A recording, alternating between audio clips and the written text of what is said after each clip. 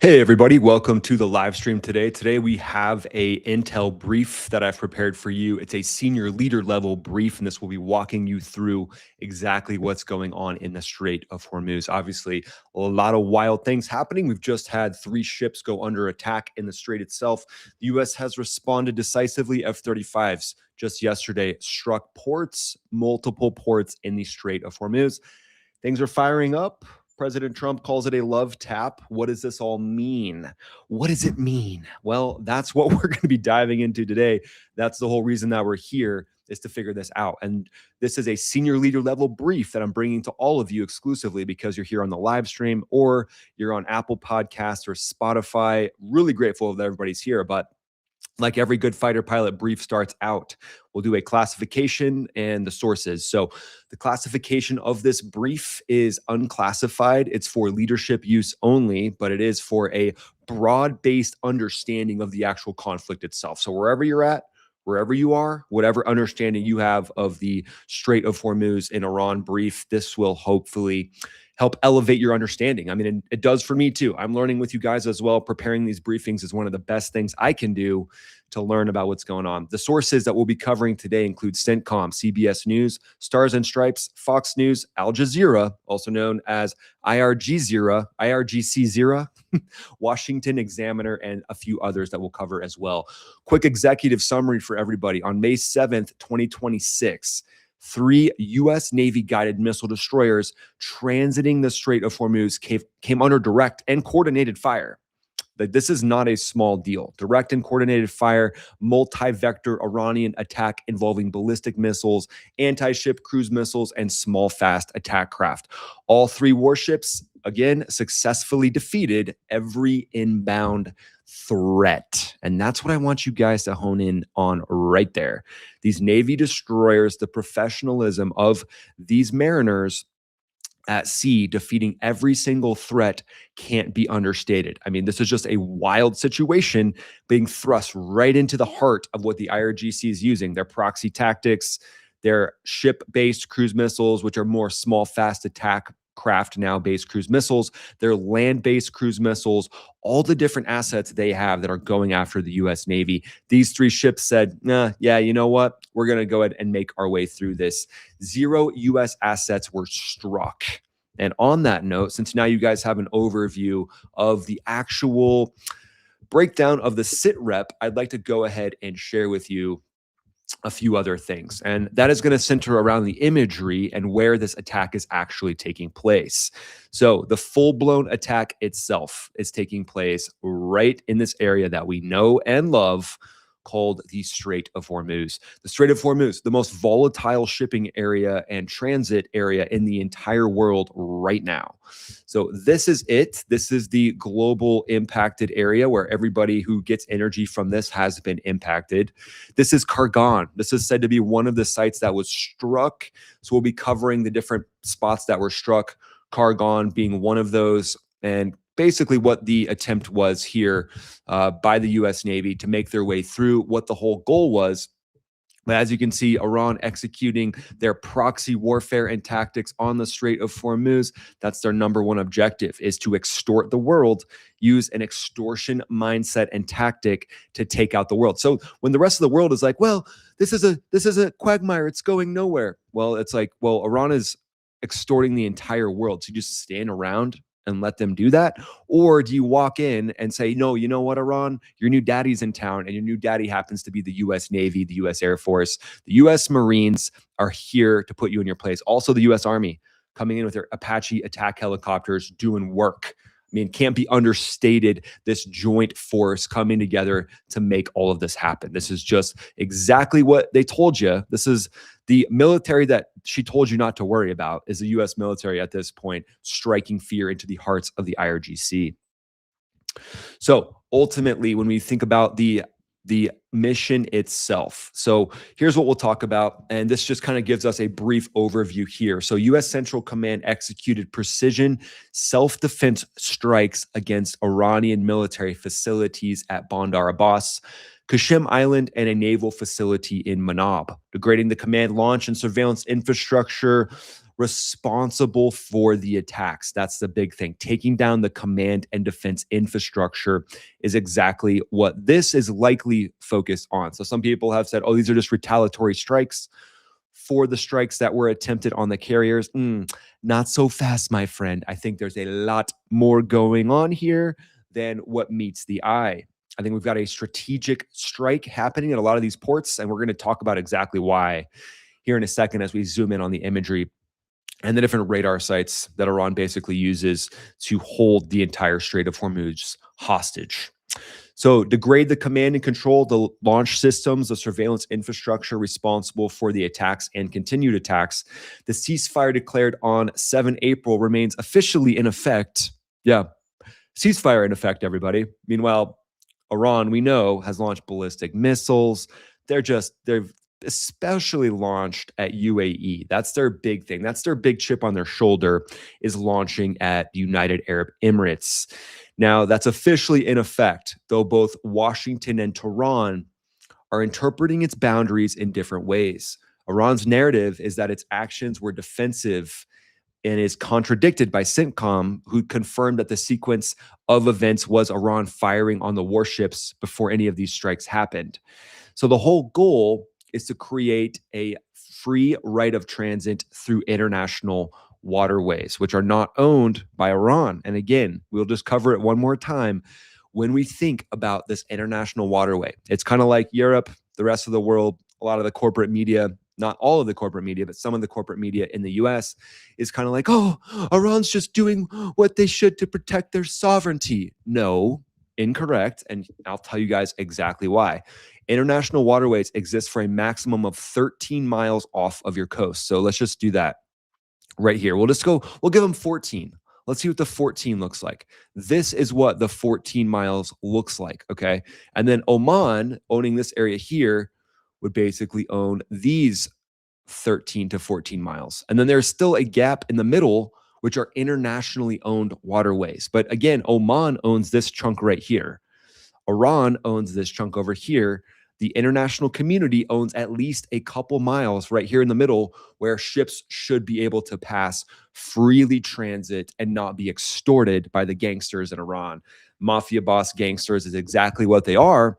And we're here on this channel calling a spade a spade. That's what I like to do the most. Try to give you guys the straight scoop without any corporate media interests that you're going to find, everywhere else, basically saying, oh, Iran is just these poor little victims. They're just they're just so pretty and cute in their little suits with their nicely trimmed beards. Look at their politicians. They're nice guys. Oh, really? And then they're like, well, yeah, look at them. They're negotiating with us. They're letting us pass our oil through. All we have to do is let them extort the world and be in control of the international waterway. Well, daddy's in town at this point, with the U.S. coming in and saying, no, you know what? You're not going to extort the world anymore. You've done this for long enough. You've done this for 47 years. You've had a good run.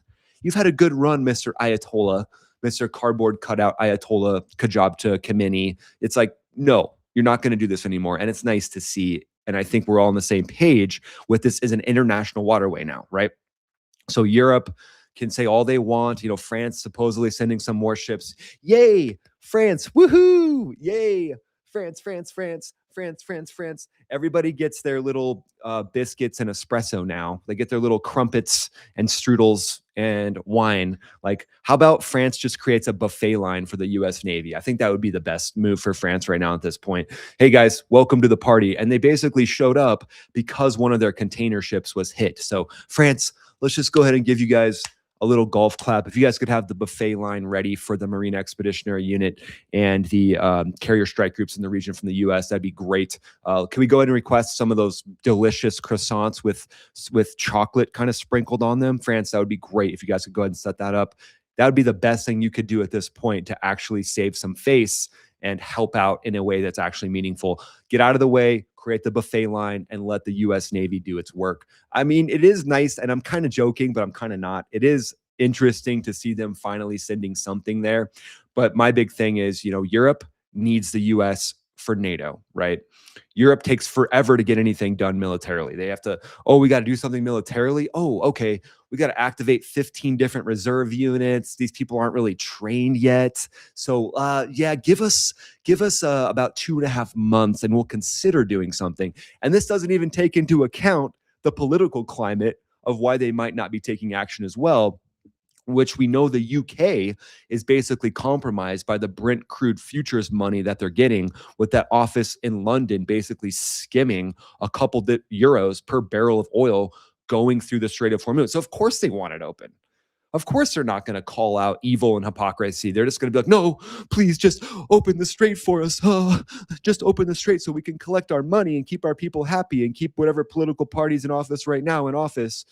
And their bosses, Klaus Schwab, these rich European guys that don't want Europe to have any type of backbone. They want it to be the backbone. They want everybody to rent from them. They want to own all the property. So that's the focus there. So we know that they're compromised. We know the UK is pretty much compromised at this point. France at least sending some ships, but I just hope they send some delicious strudels and some espresso, because that might be the best use of France at this point. But I'm joking, but I'm also not, right? I'm also this is tongue in cheek for the Brits out there. I'm just being a little, what would the Brits even say? He's being a little feisty. He's a little feisty one. Yeah, well, there's a reason why the U.S. separated from England. The U.S. was like, yeah, England, thank you. We'll take it from here. We don't want you involved in the U.S.'s politics, which is why there's no king in the U.S. at this point. And then the U.S. steps in for England. And the whole reason why England and France aren't speaking German right now is because the U.S. came in and was the big swing on you-know-what in World War II and saved their butts.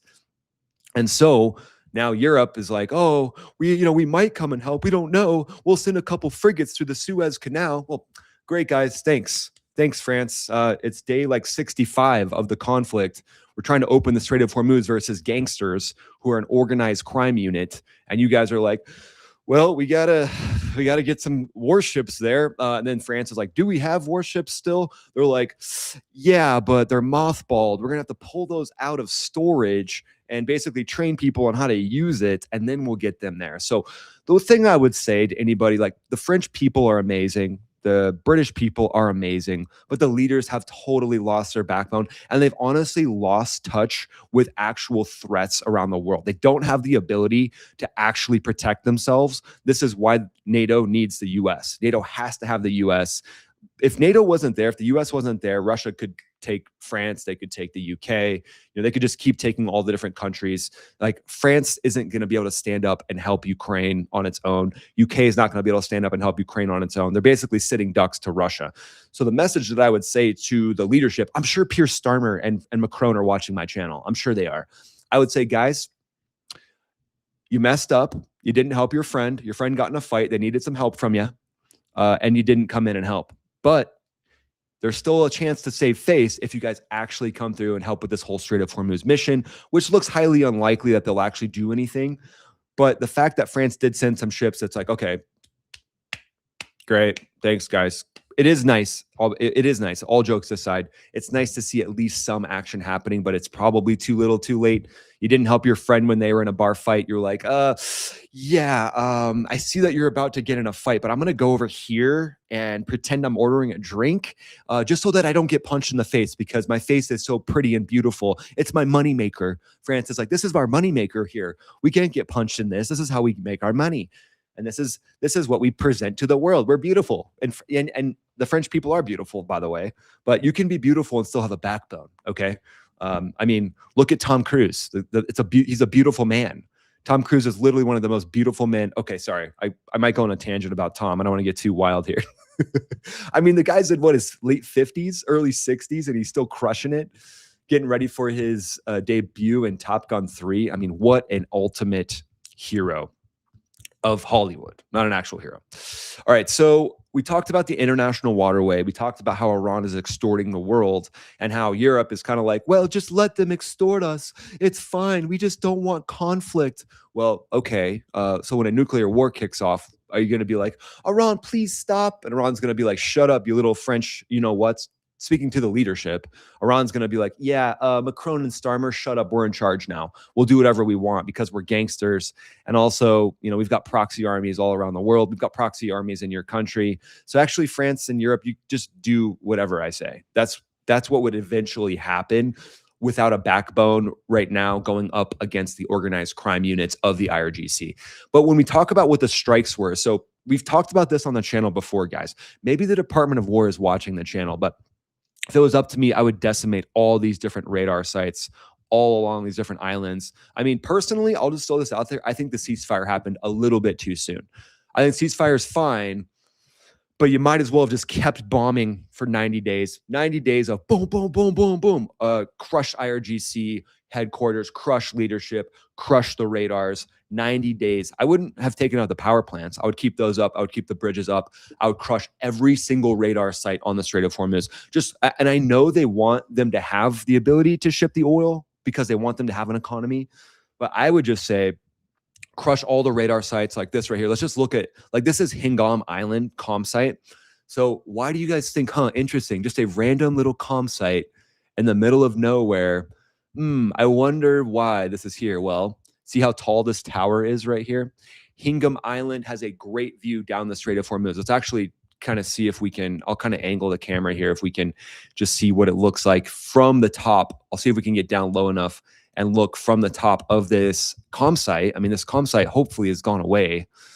Just kind of crazy. And so if it was up to me, guys, I would have taken out these sites before the ceasefire happened. I'm not going to lie. That's the one frustration that I think I have at this point is you got to crush the ability of these guys to operate these comm sites. Like, they shouldn't have any comm sites in existence right now. Okay, cool. This is a good view. Gives us an overall perspective. So from this comm site, you can see the radar is going to go straight up from here, and then it's going to look directly down the Strait of Hormuz. There it is right there. There's the Strait of Hormuz. That's exactly what Iran wants to have. They want to be in control of that strait, and they're using comm sites just like this on Kashm Island. I don't think this island was exactly hit, or at least it wasn't confirmed. However, we will be walking through some of these different sites that were supposedly hit. And a big part of that they're going to focus on are these drones, these Shahed drones. But enter the directed energy weapon. Yeah. That's the guy she told you not to worry about. Oh, Mr. Directed Energy Weapon? Yeah. No. Directed Energy Weapon's just my tennis coach. Yeah, directed energy weapon and we just talk about physiology and sometimes a little bit of massage. Sometimes they work out a little bit of the tension. Yeah, and you're like, oh, yeah, okay. And the directed energy weapon comes in, zapping drones out of the sky. So this Kashm Island comm site could be used to dial in and use sensors to dial in and focus in on triangulating positions of the different ships going through the Strait of Hormuz. I mean, Iran's targeting U.S. Navy ships, which were all the drones were struck down, but they have found a way to use AI or some. I don't think they're first-person drones that are actually piloted by Iranians flying them towards the ships themselves, but they could be. I mean, that could. I'm sure these IRGC Navy guys, they're their version of Navy SEALs. I'm sure they're all trained on how to do that, and they're all trying to get hits on the different Navy assets going through the Strait of Hormuz. We always knew that that's what they would do. That was always a part of their plan. So I do want to bring you guys in. Let's just get a quick update on exactly what Trump said this morning. So I put this in today's video. If you guys haven't seen it, check it out after this live stream is done. Also, Department of War has released the first tranche of UFO UAP files for public review and study. Oh, cool. Maximum transparency. That's kind of cool. We'll get to that here in a second. Let's go ahead and look at what was released. I think it was just released yesterday. Yeah, here we go. So this was 19 hours ago from the time of this video being produced. Trump said 3 world-class American destroyers just transited. Here, I'm going to zoom out actually while we talk about this. We're going to zoom out and look at the actual strait itself from an angled view, kind of see. Okay, so this is Kashm Island. This is looking down. But if we kind of angle this up, you guys will be able to see the actual Strait of Hormuz itself, give us a little bit of a view at some of the different islands. Yeah, so this is kind of cool. showing us the actual strait. Wow. I mean, look at all the ships that have been struck. Like Iran isn't, again, they're not nothing, right? They're little IRGC Navy commando units causing chaos and havoc. Like that is definitely a factor. Wow. Thanks for the super thanks. That's so awesome of you guys. If you want to throw in a super thanks, we'll gather those. I'll answer your questions. And I would just greatly appreciate it. If we meet the goal today, I'll do a 2-hour live stream. So that'll be fun. Trump went on to say, 3 world-class American destroyers just transited very successfully out of the Strait of Hormuz under fire. There was no damage done to the 3 destroyers, but great damage done to the Iranian attackers. They were completely destroyed along with numerous small boats, which are being used to take the place of their fully decapitated Navy. Yeah. And we've covered that on the channel here as well, guys, where the Navy has now fallen back on exactly what we knew they would, and that is their Mosquito fleet. The Mosquito fleet, it can't be discounted. It is a formidable force because there's so many of them. They're unpredictable. They can come from a lot of different directions, but the Aegis system dials in and knows exactly where they're coming from every single time. They were completely destroyed along with numerous small boats, which are being used to take the place of their fully decapitated Navy. These boats went to the bottom of the sea quickly and efficiently.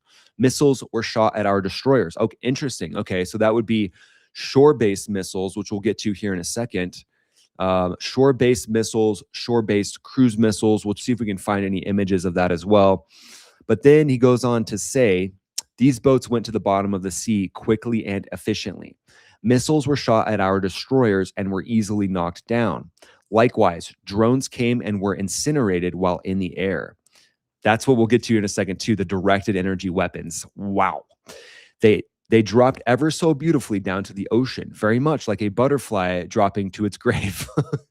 Yeah, I mean, pretty much, yeah. A normal country would have allowed these destroyers to pass, but Iran is not a normal country. They're led by lunatics. And if they had the chance to use a nuclear weapon, they would do it. Yeah, I mean, exactly. They're so crazy that they're like, okay, we're going to fire on these destroyers.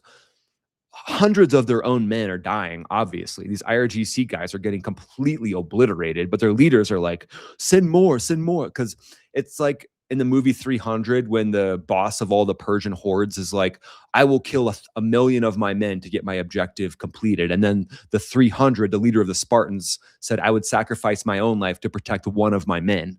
It just shows you that they don't see the value in life at all. They're like, yeah, we're just going to eliminate thousands of our own IRGC guys to try to cause chaos in the Strait. Because when it's a king type scenario, they don't care about the people. The Ayatollah regime, you think they care about their own people? Snowball's chance in hell that they care about their own people. They do not care 1 ounce about their own warriors that they have. These guys are just being sent to the slaughter, being crushed by the US Navy. But again, they're a part of the problem as well. So don't have a lot of sympathy for them. I do have sympathy for the free Iranian people who hopefully can rise up and take over their country. I hope there's some behind the scenes things happening, weakening the regime itself. I think the gloves are going to have to come off, guys. Definitely thinking the gloves are going to have to come off. Curious what your thoughts are. Let me know in the chat. Hey, and then smash the like button on the stream or on Spotify or Apple. If there is a like button over there, I'm pretty sure there is. It just helps us grow. And we're growing like wildfire thanks to you guys. We really appreciate it. Yeah, so the president says that Iran is not a normal country. They're led by lunatics. We pretty much know that. I mean, they are led by lunatics. I mean, they are trying to control an international waterway. They get 13 miles. That's the maximum amount of distance they get off of their coastline. Why are they acting like they get all 21 miles?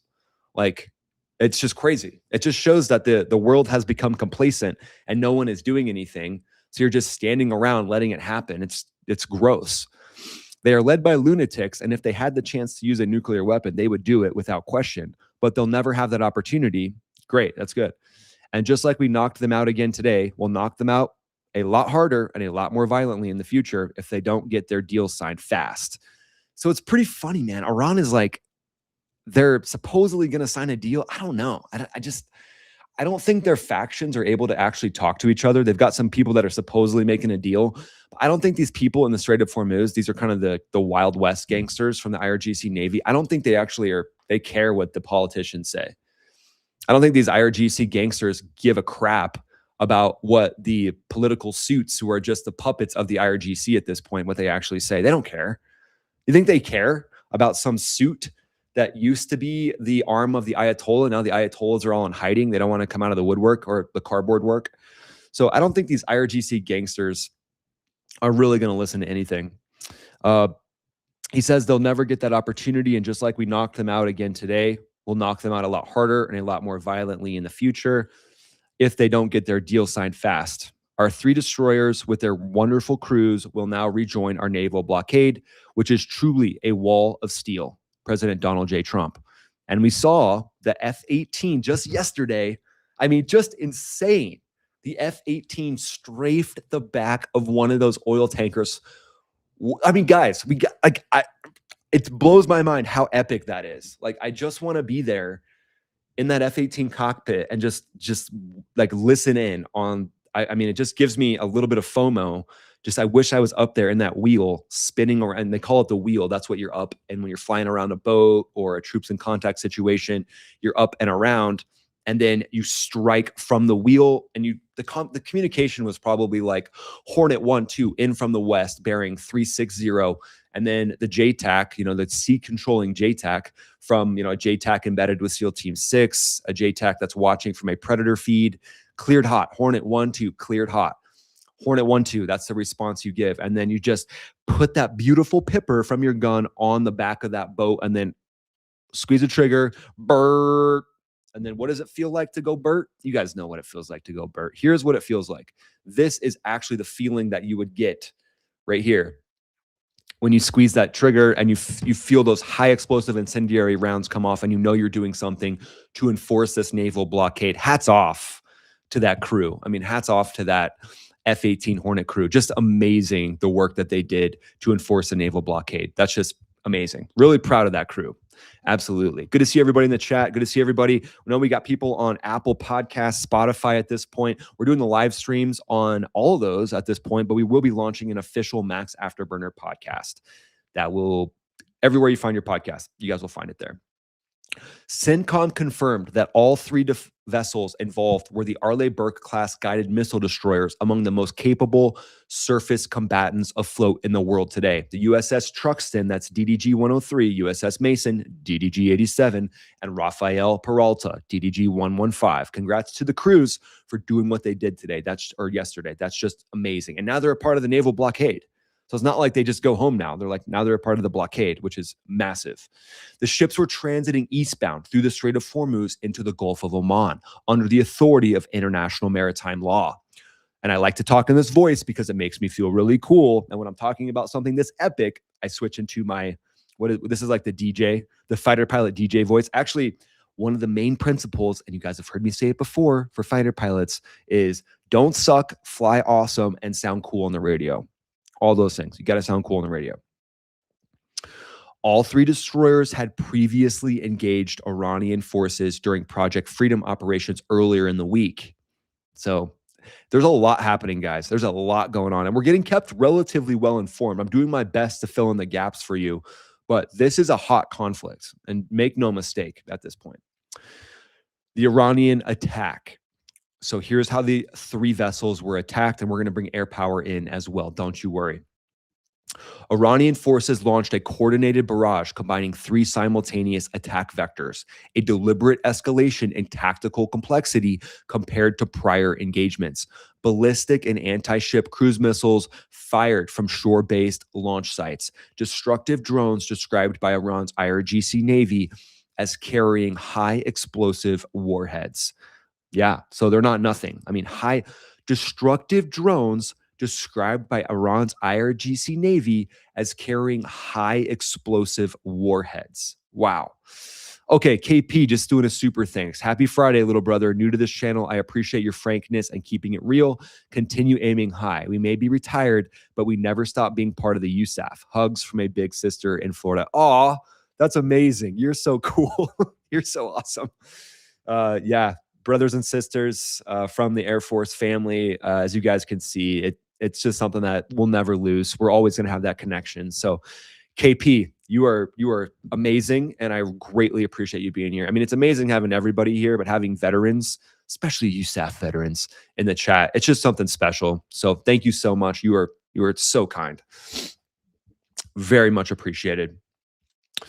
So the Iranian forces are going to launch those drones, which what they said were high explosive warheads, small, fast attack craft converging from multiple approach angles, basically a non-experienced Navy's worst nightmare. If France's Navy was out there, you guys think France's Navy could do anything against this?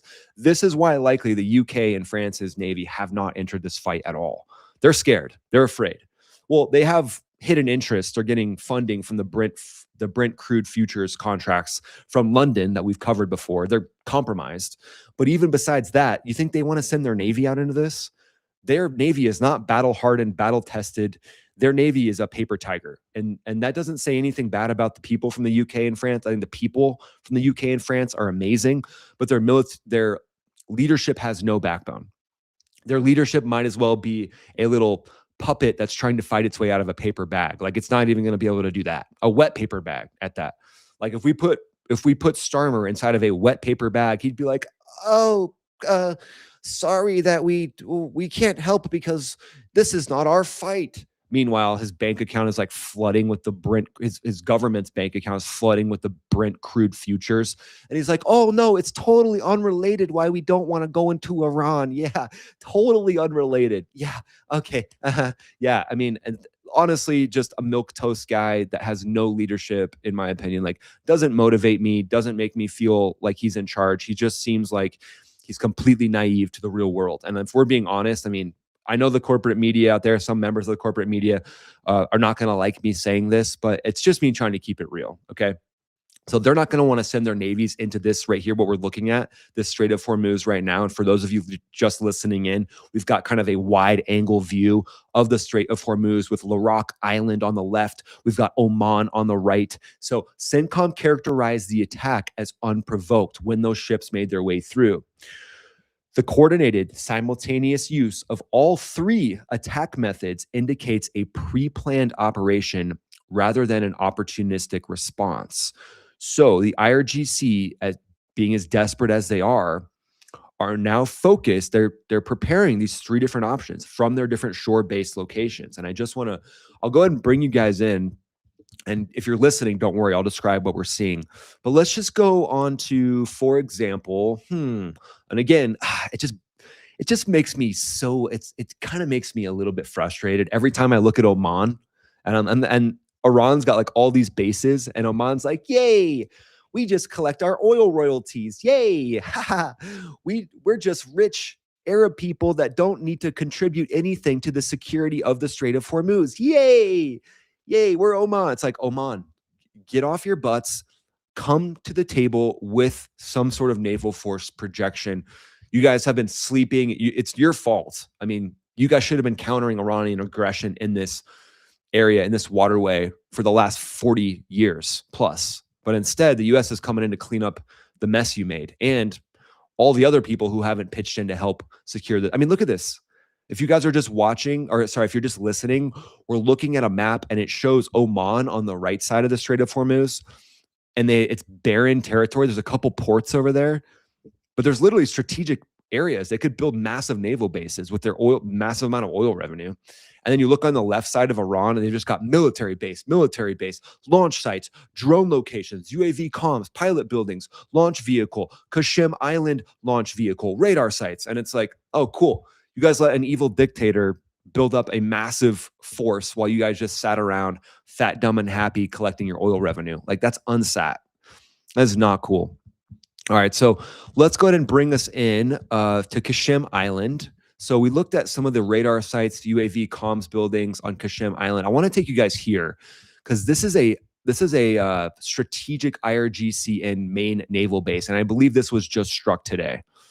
This likely, at least it's on the target. If it wasn't struck today, it was on the targeting list. So, and I'll tell you guys why here in a second. So let me just zoom us out here so we can look down and see what kind of naval assets. And if you're just listening in, don't you worry. Don't you worry one bit. I got you. I'm going to bring you in and show you and talk to you about what we're actually seeing.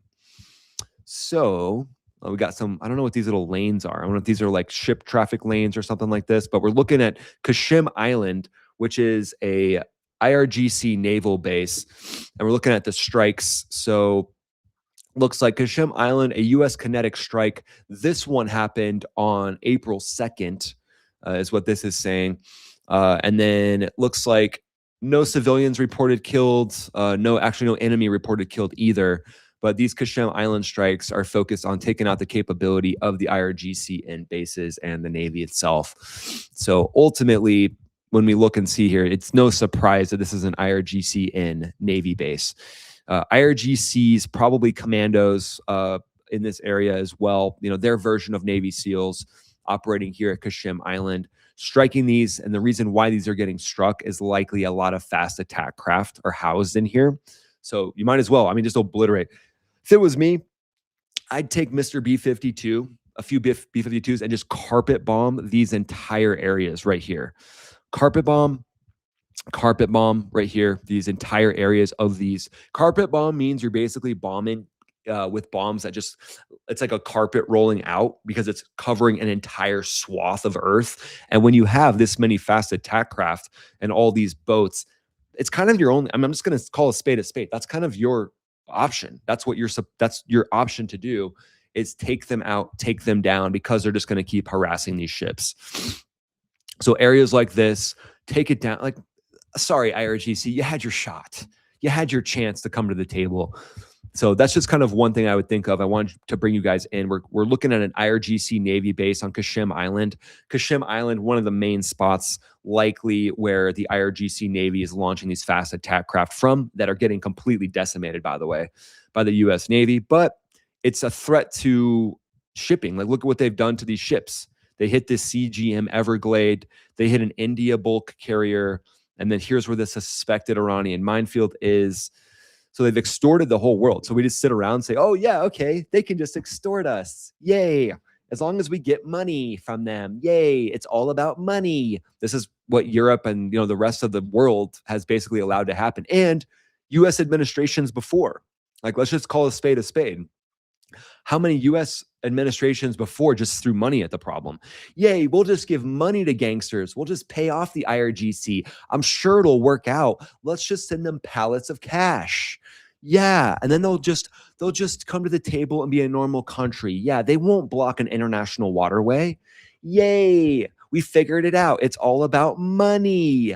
Yeah, it's a radical Islamic cleric. All they care about is money. Yay. And then we all get to sit back and be fat, dumb, and happy. See, this is the kind of unfortunate strategic blunders that happen when you don't take care of evil and you don't root out gangsters like the IRGC right off the bat. And you allow this to fester, basically becomes like a cancer that just grows and grows and grows. And then at some point, it just becomes very, very hard to get rid of. So that's what we're seeing take place right now. That's happening right now. And I like to say right now because it's just fun and it's exciting for me to do that. And you guys know I love to hear myself talk. But speaking of that, so CENTCOM characterized the attacks as unprovoked. The coordinated simultaneous use of all three attack methods indicates that pre-planned operation rather than an opportunistic response.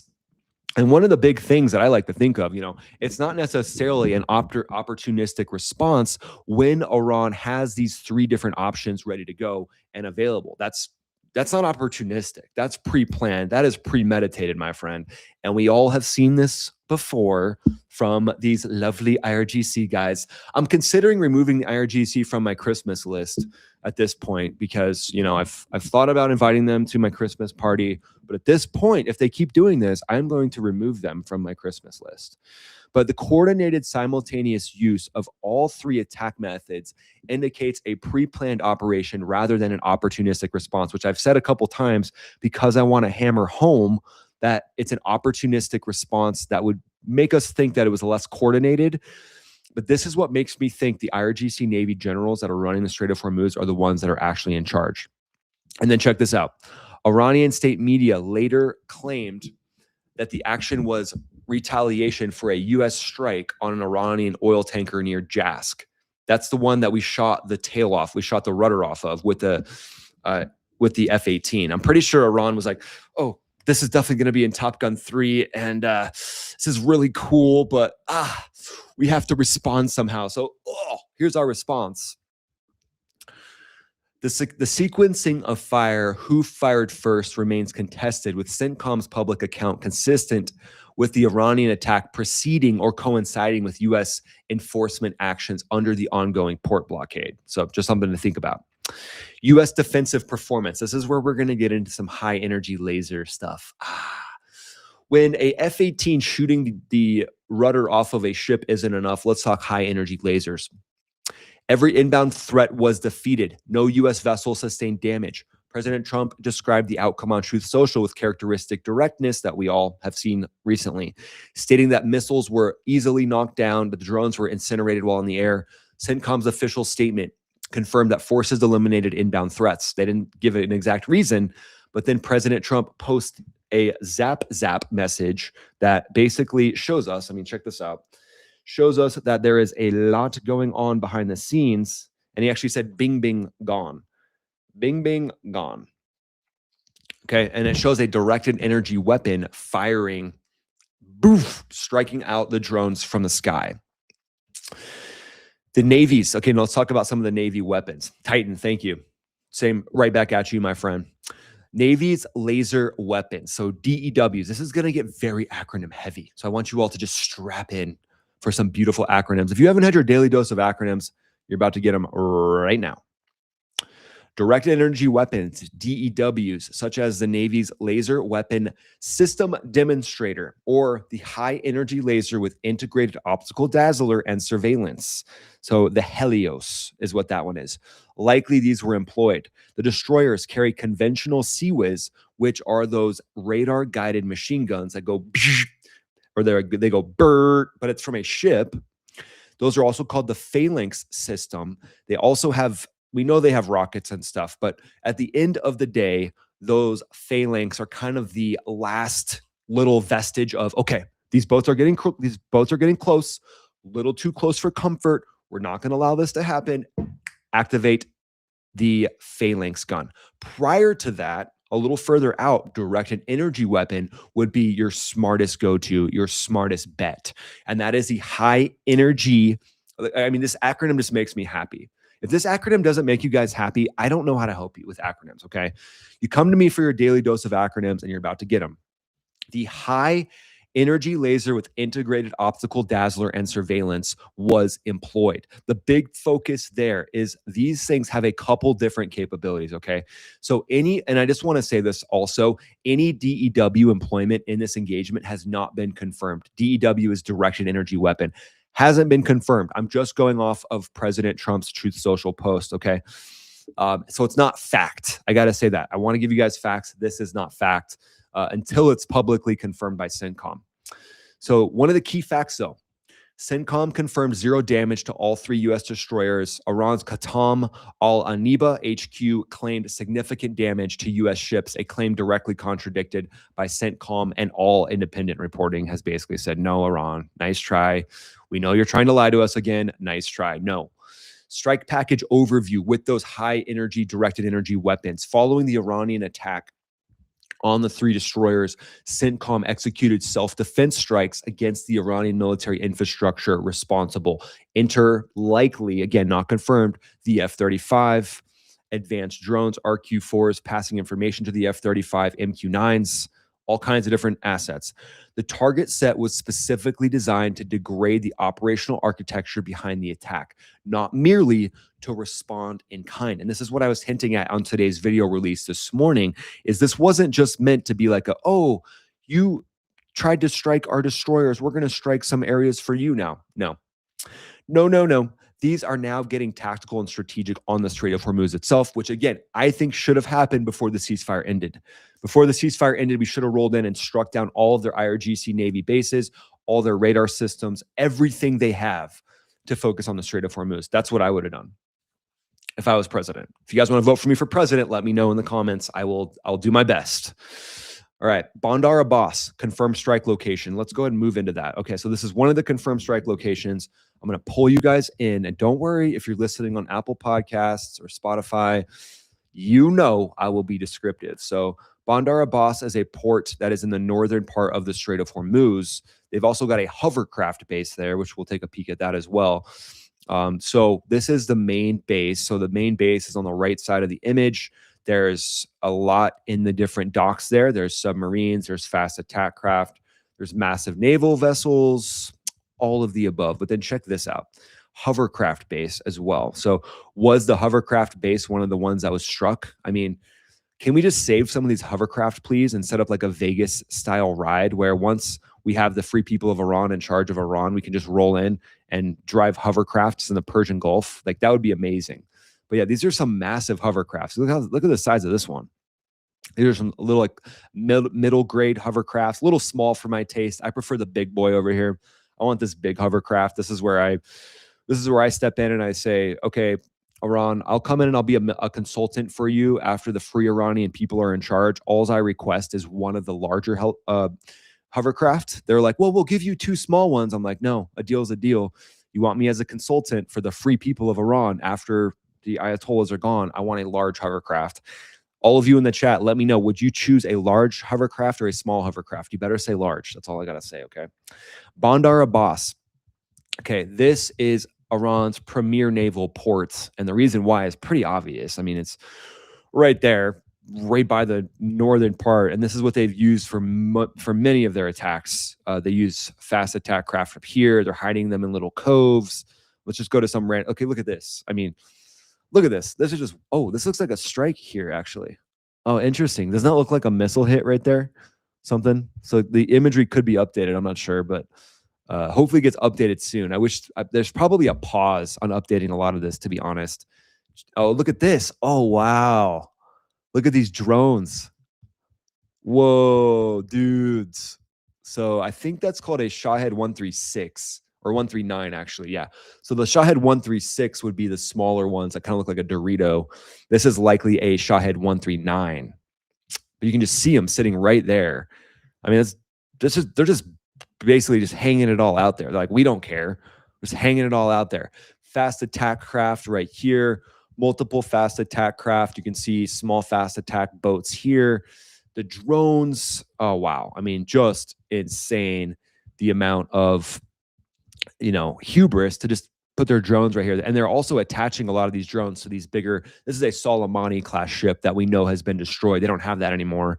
But again, this is why this area was hit. But my thing is, why wasn't it hit before?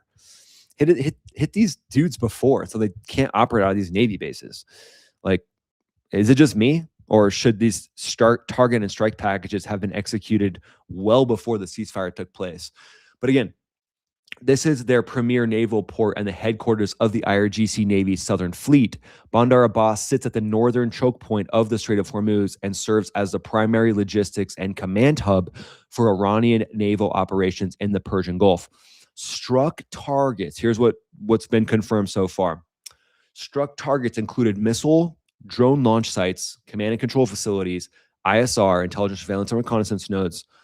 I mean, just wild. Bandar Abbas is also Iran's principal commercial port, and its degradation compounds the economic pressure of the existing U.S. port blockade. Okay, so insane, right? Just insane, like how massive of a port this is. For those of you listening in, there's tons of fast attack craft. There's multi-use, which looks like commercial vessels as well, which we know can also be loaded out with military functions also. So not exactly just going to be civilian here. And then check this out. This is wild to see. This is actually this is a massive submarine. So here's a massive sub that they have. Submarines, getting worked on right there. Looks like there's maybe a spot here to put a cover over a submarine while that's getting worked on, disguising whatever is in there. So it's just wild, the amount of military capability they've been able to build and how much they're building it up. I mean, it's just insane. So to crush it while it's this big, again, the cancer has been growing for decades. And then here's some submarines here. It looks to me like a couple of them, like maybe this is maybe a platform, and then you've got 1, 2 lined up here, platform, 1, 2 lined up there. Wow. Yeah. Another submarine over here. Damn. Yeah. this is why, okay, this is the submarine base. Makes sense. So all the submariners are over here.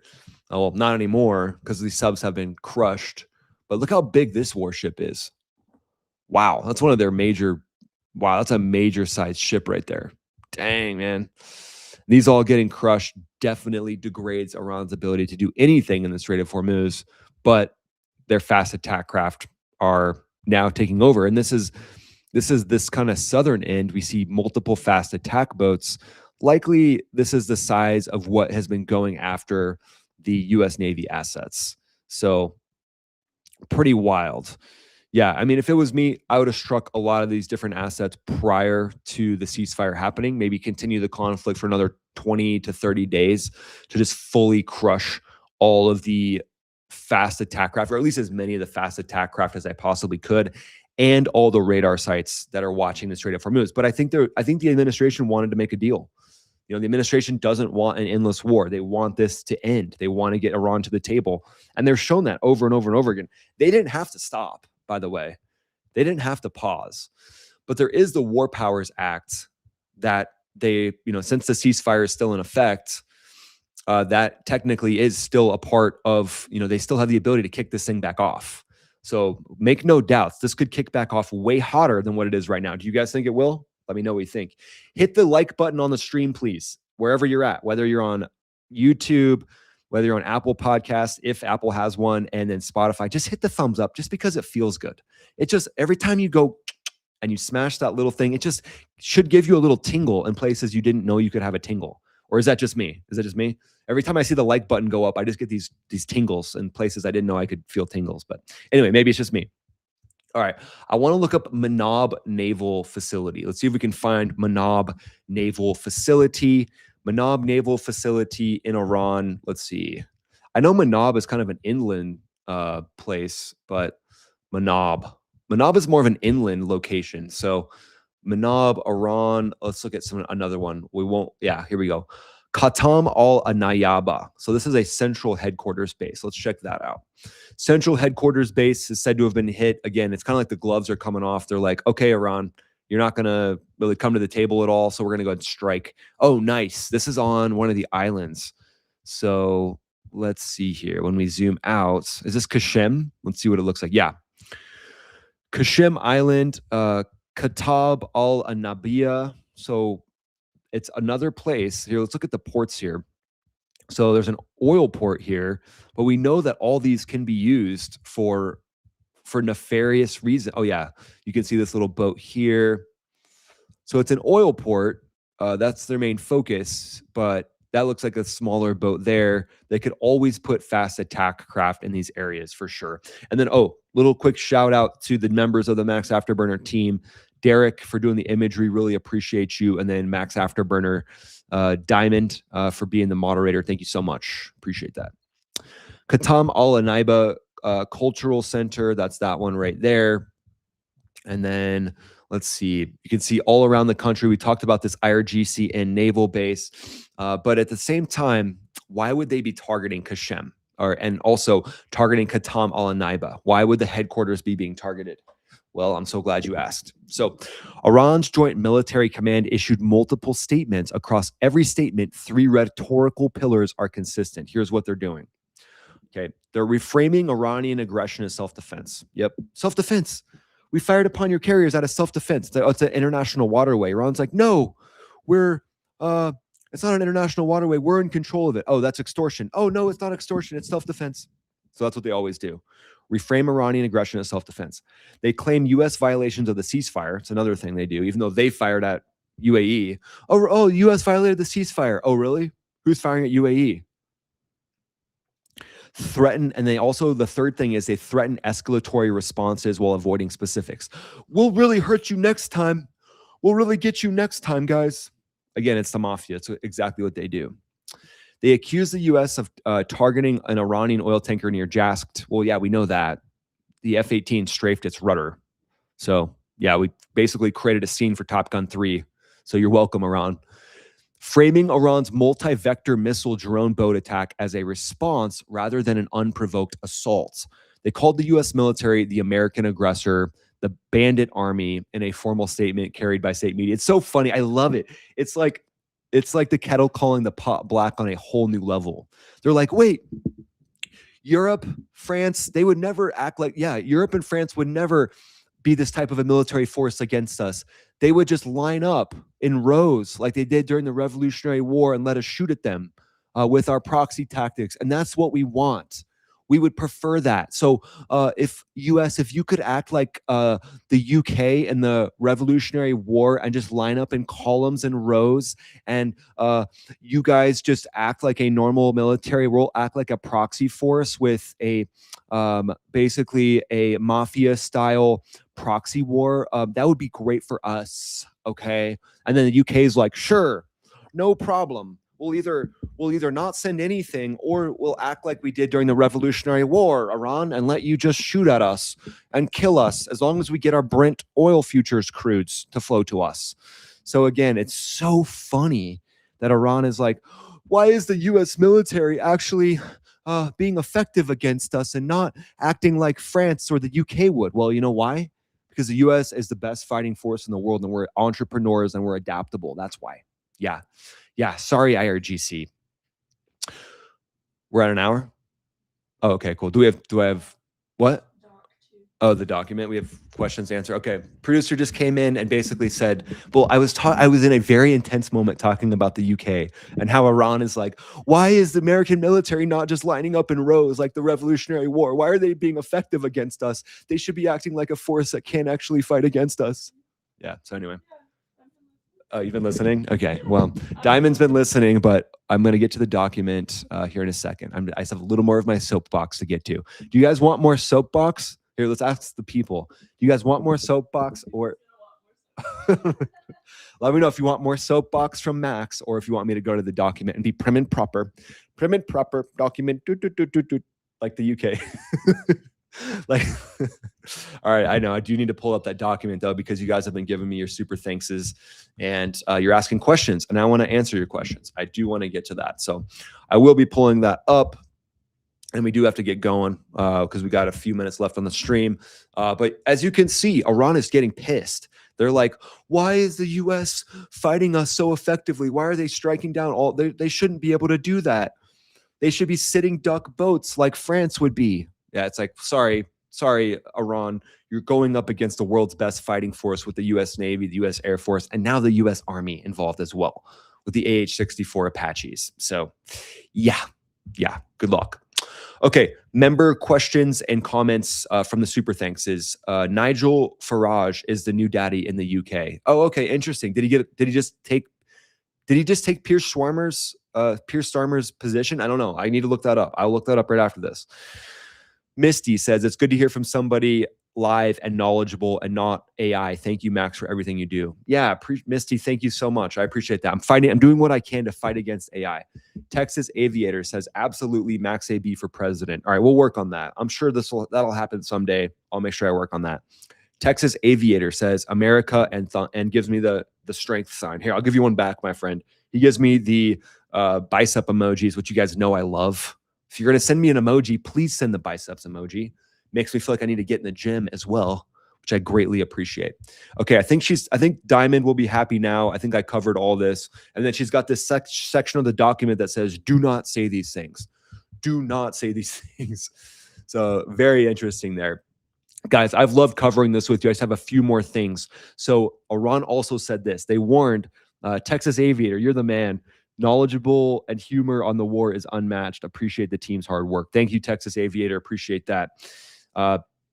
IRGC warned the criminal and aggressor America and its supporting countries should know that the Islamic Republic of Iran, as powerfully as in the past, will give a crushing response to any aggression without the slightest hesitation. Oh, yeah.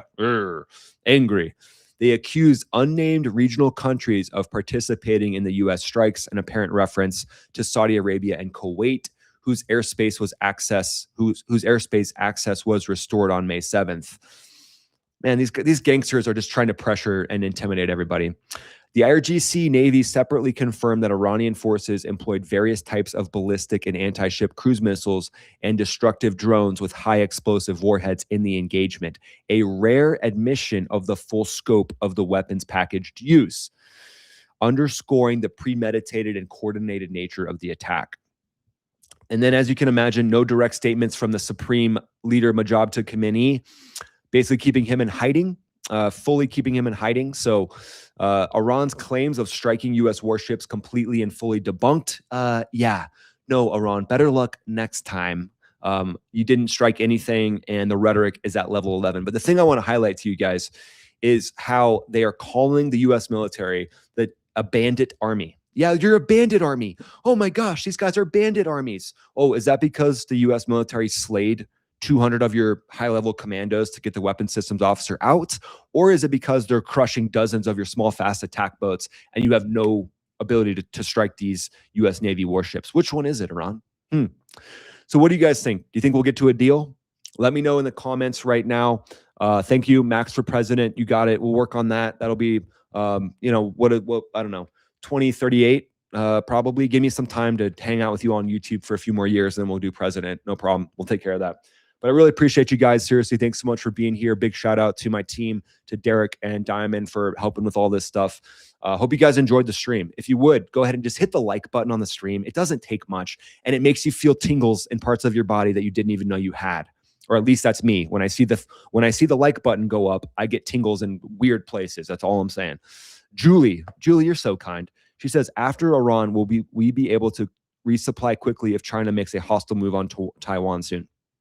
Yeah, I think so. And also, we've also been seeing actually a tick up in the activity in the Taiwan Straits. So I'll likely be covering that next, like as the Iran thing starts to wind down. So my coverage of the Taiwan thing is like 0 right now, right? Because the Iran stuff is like boom, boom, boom, boom, boom, boom, boom. But here's what's going to happen. It's going to keep going for a while, and then eventually it's going to start going down. And then I'm going to start trickling up my coverage of the Taiwan stuff. And then eventually down the road, and I love doing these hand signals. I'm sure you guys are I'm sure this really means a lot. And everybody's like, oh yeah, now we totally get it, Max. Thanks for the hand signals. No problem. Fighter pilots love to talk with their hands. So again, the Taiwan stuff will eventually rise to the top up here as the Iran stuff goes down. So I think we'll be able to fully cover anything that China does to Taiwan. Wow, Wes just gifted 5 memberships. Are you serious? What a boss. Wes, that's awesome, dude. That's so cool. But what we're going to likely see right now with this deal with Trump going to China, they're going to have a conversation. They're going to chat. They're going to do some hashing of things out. And then what we're going to likely see is some sort of a deal made, because China is going to be like, hey, Iran, you better make a deal now, or we're not going to support you anymore. Because China needs that oil. If they even want any chance of a war versus Taiwan, they're not even thinking about that right now because the oil flow is so reduced. So they're getting it from other places. They're getting a lot from Russia. They might be even buying some from the US. That'd be a big turn of fate if China becomes dependent on the US for oil. That'd be the biggest power move of all time, basically. I mean, could you imagine that? Like, that would be insane, an insane power move. But Wes, you're awesome. That was so kind. I think we covered everything, guys. So thanks so much for being here, guys. Really appreciate you. We'll see you on the next one. Hit the like button on the stream just because it feels good. And then watch the video that I released this morning. Go there right now after this and watch it. Don't pause. Don't do anything. Don't use the restroom. Go watch the video I made this morning. No, it seriously mean a lot if you guys would watch that. Wes, thanks again for those memberships. Thanks to all the members in the chat. Remember, members only content is there for you. So check out the members only content. You'll be glad that you did. Really appreciate everybody being here. We'll see you on the next one. Ryan, also known as Max Afterburner, signing off. Have a great day, everybody. Really appreciate you. We know we're only